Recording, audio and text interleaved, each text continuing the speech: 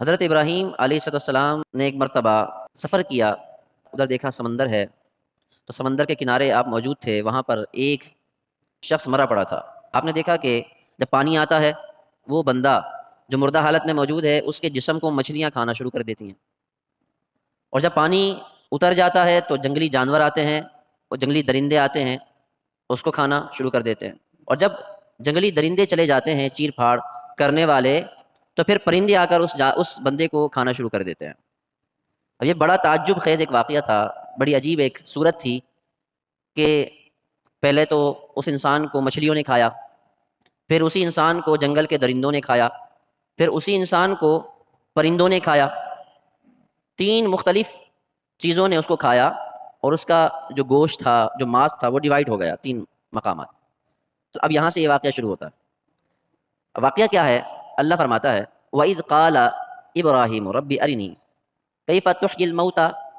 حضرت ابراہیم نے عرض کیا، یا باری تعالیٰ، اے میرے رب، کیف تحیی الموتى، تو دکھا کہ تو مردوں کو کس طرح زندہ فرمائے گا۔ اللہ تو دکھا، میں دیکھنا چاہتا ہوں کہ تو مردوں کو کس طرح زندہ فرمائے گا۔ تو اللہ تبارک و تعالیٰ نے فرمایا قال اولم تؤمن، اے ابراہیم کیا تم ابھی تک ایمان نہیں لائے؟ کیا تمہیں مجھ پر یقین نہیں ہے؟ حضرت ابراہیم نے کہا کہ یا اللہ، قال بلا ولکن لیطمئن قلبی۔ حضرت ابراہیم نے عرض کیا، یا باری تعالیٰ، مجھے یقین تو ہے۔ تو اللہ فرماتا ہے پھر یہ سوال کیوں کر رہے ہو؟ تو آگے اس کا جواب ذکر فرمایا قال بلا ولکن لیطمئن قلبی، اللہ میں چاہتا ہوں، مجھے اس بات پر یقین تو ہے کہ تو مرنے کے بعد دوبارہ زندہ فرمائے گا، لیکن میں اس لیے تجھ سے یہ عرض کر رہا ہوں کہ میں چاہتا ہوں کہ میرے دل کو قرار آ جائے۔ ولکن لیطمئن قلبی، میرا دل جو بے قراری کے عالم میں ہے اس بات سے کہ اس بندے کو کئی چیزوں نے کھا لیا، تو مولا تو مرنے کے بعد دوبارہ زندہ کس طرح فرمائے گا؟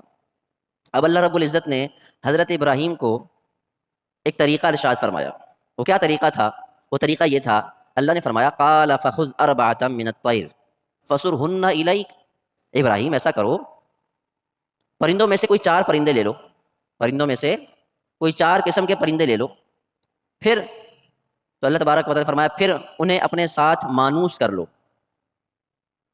جب وہ تم سے مانوس ہو جائے ثم اجعل علی کل جبل منہن جزءا ثم ادعوہن یاتینک سعیا، جب ایسا ہو جائے تو پھر فرمایا سب کا ایک ایک ٹکڑا ہر پہاڑ پر رکھ دو، پھر انہیں پکارو جس سے تم انہیں پکارا کرتے تھے، وہ تمہاری آواز پر لبیک کہتے ہوئے تمہارے پاس چلے آئیں جہاں بھی موجود ہوں۔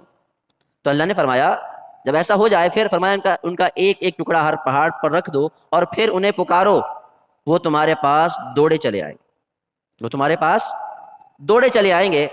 اور اللہ تبارک و تعالیٰ فرماتا ہے وَاعْلَمْ أَنَّ اللَّهَ عَزِيزٌ حَكِيمٌ، اور جان لو کہ اللہ تبارک و تعالیٰ غالب حکمت والا ہے۔ اب حضرت ابراہیم نے جب یہ سنا کہ بھائی ایسا اللہ تبارک و تعالیٰ حکم ارشاد فرماتا ہے، تب حضرت ابراہیم نے 4 پرندے لیے۔ مفسرین فرماتے ہیں کہ ایک قول کے مطابق اس میں سے ایک پرندہ مور تھا، دوسرا مرغ تھا، تیسرا کبوتر تھا، اور چوتھا کوا تھا۔ آپ علیہ السلام نے انہیں بحکم الہی جو اللہ نے حکم دیا تھا اس حکم کے مطابق ان کو ذبح کیا، ذبح کرنے کے بعد ان کا قیمہ بنایا، قیمہ کرنے کے بعد ان گوشت کو آپس میں مکس کر دیا۔ جب ان گوشت کو آپس میں مکس کر دیا پھر اللہ تبارک و تعالیٰ کے حکم کے مطابق اس گوشت کو پہاڑ کی چوٹیوں پر رکھ کر آ گئے، پہاڑ کی چوٹیوں پر رکھا اور پھر ان کے سروں کو اپنے ہاتھ میں رکھ لیا، اپنے پاس رکھ لیا۔ اب اللہ تبارک و تعالیٰ نے جب حکم دیا تھا کہ ابراہیم جب ایسا کر لو تو پھر ان پرندوں کو ان کے ناموں سے بلانا، تو حضرت ابراہیم علیہ السلام نے ایسا ہی کیا۔ کہتے ہیں کہ پرندوں کو آواز دیتے چلے گئے، کچھ گوشت کے لوتھڑے وہاں سے اٹھتے، کچھ وہاں سے اٹھتے، کچھ وہاں سے اٹھتے، اٹھتے اٹھتے وہ ایک جسم بن جاتے اور پھر حضرت ابراہیم کی بارگاہ میں چلے آتے، اور جس کا جو سر ہوتا وہ اس کے سر پر لگ جاتا۔ یہ واقعہ کوئی ایسا واقعہ نہیں کہ یہ شاید قصوں کہانیوں میں ملتا ہے، بلکہ قرآن اس واقعے کو بیان کر رہا ہے۔ قرآن نے اس واقعے کو بیان فرمایا، کہا ابراہیم تم ایسا کرو، مالک پھر کیا ہوگا؟ پھر تم دیکھنا کہ جس طرح ہم ان پرندوں کو ایک دوسرے میں مکس ہو جانے کے بعد اکٹھا فرما رہے ہیں، اسی طرح ہم مرنے کے بعد دوبارہ زندہ کرنے پر بھی قادر ہیں۔